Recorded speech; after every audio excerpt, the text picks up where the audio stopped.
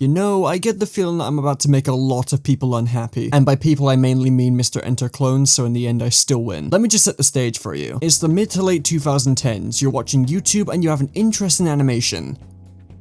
This is what your sub box looks like. For as long as I've been in the cartoon community and long before I started taking this YouTube thing seriously, I always found it fascinating just how angry people get at certain cartoons. Things haven't exactly changed and there's nothing wrong with using exaggerated frustration as a basis for comedy. Heck, that's what I used to do. But there have been quite a large number of cartoons from over the years that I've seen fall into the pits of hatred and be torn apart by people who have a legitimate bone to pick with them. It tends to usually just be a hive mind mentality, like literally every problem in the cartoon community. And just like every problem in the cartoon community, people take it too far very quickly and keep their energy going for a truly ludicrous amount of time. This isn't a case of a bad show rightfully being criticized and being deemed bad by an overwhelming majority. This is a case where shows that are the subject of criticism receive endless waves of unhinged hate for less than justified reasons, and that hate seemingly will not wither away until the sun blows up. And what makes this hatred incredibly amusing is that if you have any experience with the cartoon community or people who mindlessly chant animation is cinema, you'll realize that a lot of them take this way too seriously and just don't want to admit that they're nearing the age of 20 and sending death threats over a children's show. There's no shortage of shows to choose from that are fallen victim to this sort of fate, and it's not as if I'm about to say they're all good or hidden masterpieces. Good lord, the children are doing revisionist history for breadwinners, but the hate for them is definitely overblown and I'm tired of acting like it isn't. I'm also tired of seeing large clusters of people in the community make asses of themselves whenever they're mentioned. I've got 3 major examples I want to talk about today, so let's not waste any more time.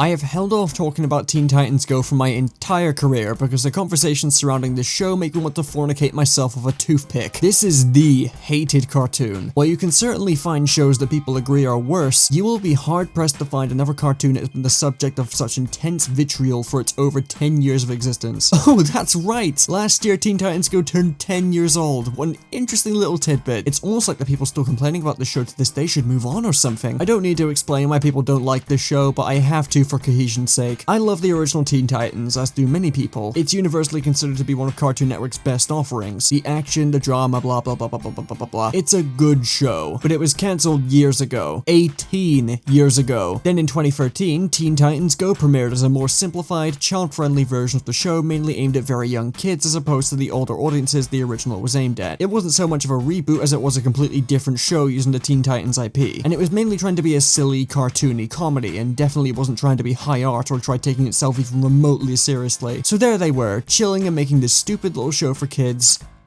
and then all of a sudden they were public enemy number 1. Fans of the original Teen Titans hated Teen Titans Go, and they shouted that hate to the rooftops. Countless angry rants across social media, YouTube videos of people dunking on the show while screaming into their blue snowball racked up millions of views. I mean, if this silly little cartoon was receiving backlash this severe, then surely there had to be a genuine reason beyond it not being the same as the original, right? Right?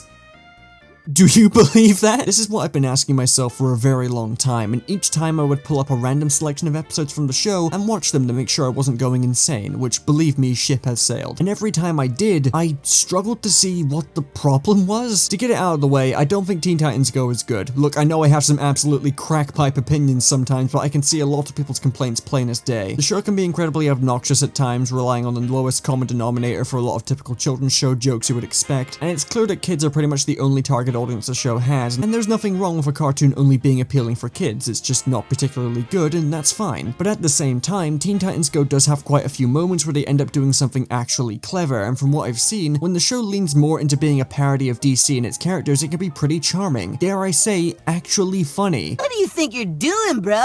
Duh, Jared Leto.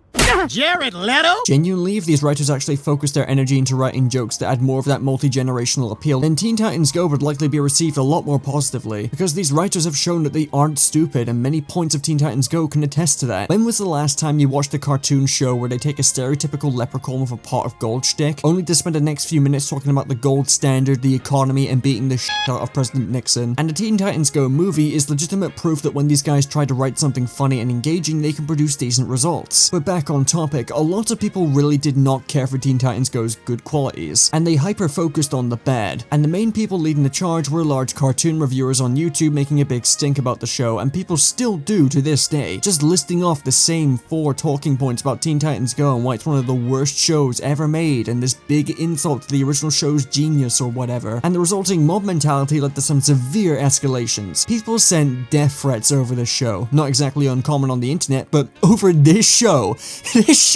of all things, and this hatred and mob mentality would only be amplified as the show went on, because the people behind the show eventually caught wind of the insane backlash it was receiving, and given they were being sent death threats and their silly fun TV show for kids was being viciously attacked over incredibly petty reasons, understandably, they decided to bite back. A lot.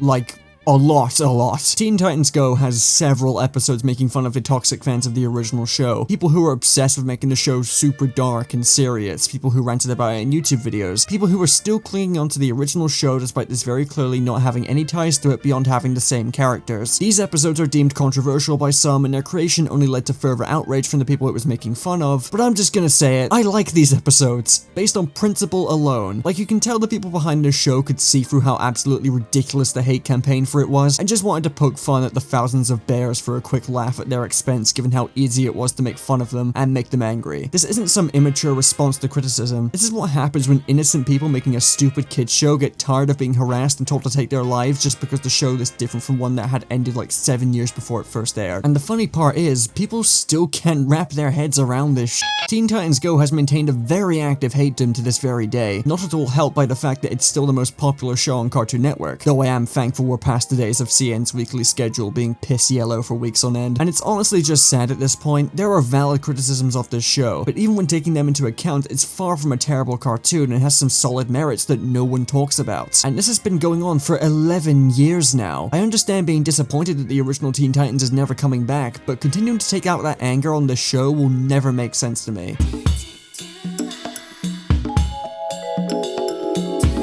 Alright, this is probably the most confusing show on this list because even though I was told for years that Uncle Grandpa was some sort of awful random equals funny cartoon that was hyperactive and annoying to a fault, for the longest time I always thought Uncle Grandpa was pretty funny.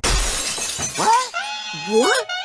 I'm likely not going to talk about Uncle Grandpa for very long as I did for TTG and the Patrick Star Show, but I still struggle to see why this show was so hated. I guess it was because of the time it came out more than anything. It debuted the same year as Teen Titans Go and lasted until 2017, which was sort of the peak of angry rant YouTubers talking about cartoons, and given Uncle Grandpa's sense of humor is incredibly stupid, charming but stupid, it wasn't a lot of people's cup of tea and it was labeled as one of the worst Cartoon Network shows. I think that's what happened. I didn't bother to really research for this one because I wanted to see from watching the show what made people so harsh towards it, but I just can't find a solid enough reason. I do believe it was a case of Uncle Grandpa being far ahead of its time, because these days you're gonna find a lot more people who treat the show as a guilty pleasure or just outright say that it was good. People have tried revisionist history on a lot of hated cartoons with varying results, but Uncle Grandpa really seems to click with a lot of people now. It is technically a random equals funny show, but I'd say the humor is far more on the surreal side than just being a case of them throwing everything at a dartboard and hoping for a lucky shot. And that really clicks with me because a lot of my favorite things happen to be surreal comedies. Sam and Max, Gumball, Airplane, Chowder, Xavier Renegade Angel. Wait, no, that's it. Uncle Grandpa is just a kid-friendly version of Xavier Renegade Angel. People, hurry! Get in the way! I'm committing vehicular manburger helper. No, I'm not saying the show is anywhere near the level of the things I just mentioned. Sam and Max, my beloved. Say what you will, the rat knows his anarcho-capitalist economic philosophy. Max, I only bought you those encyclopedias because you promised me you couldn't read. But it has more in common with them than the other shows people label as random equals funny. It's not like the show is annoying or that overbearing either. It's incredibly zany and cartoony, but I don't see much here that could annoy people. I maintain the stance that if Uncle Grandpa was some niche animated series on YouTube or Newgrounds, it would not have the reputation it has today. I do think the time the series debuted had a massive part to play in how well it was received, and judging by how many people today really vibe with it, it's not much of a stretch to say that it truly was ahead of its time. Alas, we'll never see Uncle Grandpa again, and that makes me very sad.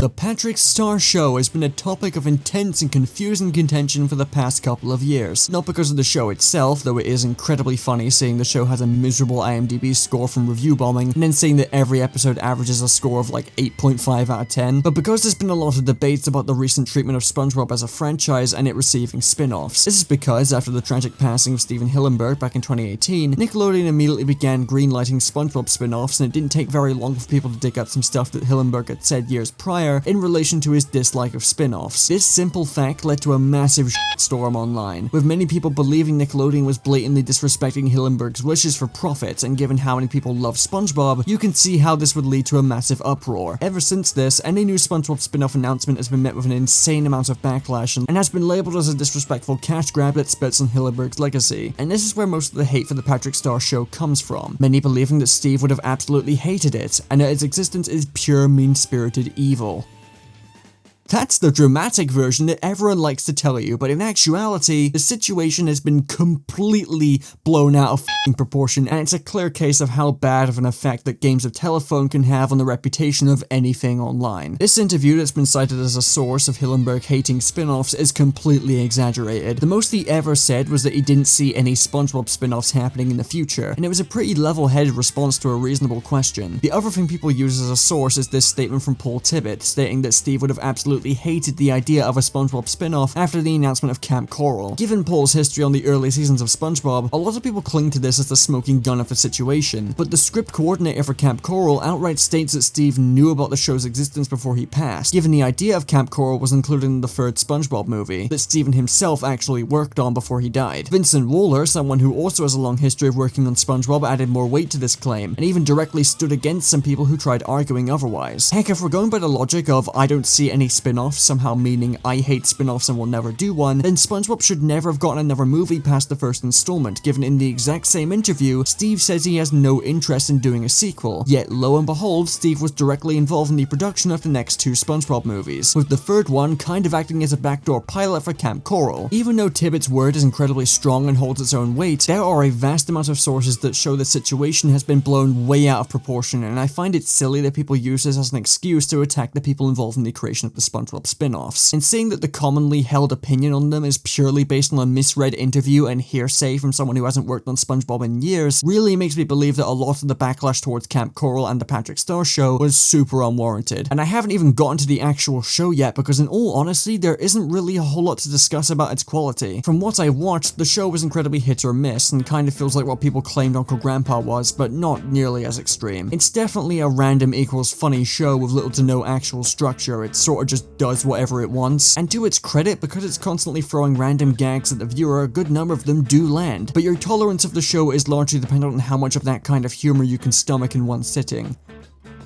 Wow, what a piece of garbage, am I right? The show isn't good by a long shot, but this is what got people so angry. Hell, people are still angry over it, and just like Teen Titans Go before it, this extreme level of vitriol reached the people behind the scenes, and they decided to bite back too. Teen Titans Go was already pretty direct with calling out toxic fans of the original, but I don't think anyone expected the Patrick Star Show to go straight for the f***ing jugular when it came to mocking internet reviewers. The Bubble Bass Review Show episode absolutely took off online due to how laser-focused its hilarious amount of spite and contempt for the show's haters was, and it is far and away the best episode of the show. Even beyond Bubble Bass being dressed like the nostalgia critic, this is probably the most hilariously spiteful response I've seen from creators who are absolutely tired of the internet shit, and I just can't help but respect it. If you are mad at this episode, you are the problem. Also learn to take a joke, you f***ing fetus. Heck, a few weeks ago the show aired a new episode with another direct jab at the people who obsessively hate the show. You can call it petty, which it absolutely is, but when people go out of their way to turn critiques into direct attacks on the crew, on top of the Hillenburg drama that fueled the hate in the first place, I think this is more than a justified response. The people behind these cartoons should not have to deal with constant death threats and harassment just because you dislike the show they work on. It speaks volumes to the level of self-awareness in the cartoon community that people haven't figured this out yet. This stuff is not that deep. Stop treating it like it is. These three shows have gotten a ton of flack over the years, and while some of it is deserved so long as the critics remain civil, I think saying that these shows are overhated is definitely not an exaggerated claim, and people should take a step back and acknowledge that regardless of your difference in opinion, I don't know some smarter way of saying this. These shows are not that bad. Stop harassing people over cartoons. Play Yakuza. Good night.